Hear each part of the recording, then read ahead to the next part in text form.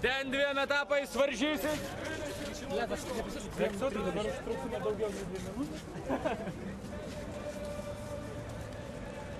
Radio stotis N1 nusprendė švęsti nacionalinę vyro dieną. Padarėme referendumą internete, visi klausytojai pasakė, kad jos reikia. Todėl šiandien organizuojame vyrų plaukinės upe ant pripučiamų moterų Barakuda 2011 ir išsiaiškinsim, kas greičiausiai plaukia.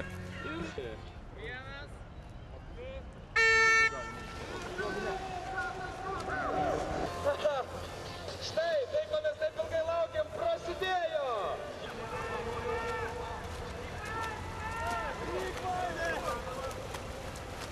Šikas! Štai, pirmas ir antras! Sulaukime, kas yra trečias, kadangi šešia vieta, taip pat ir antras, pagarbos! Jie puikios lovos! Vaida buvo labai gera mergaitė, klausė tik manęs. Kieta, iš tikrųjų kieta moteris, pas kitus buvo minkštesnis. Kad su kamera kaip nuotraukų gautų.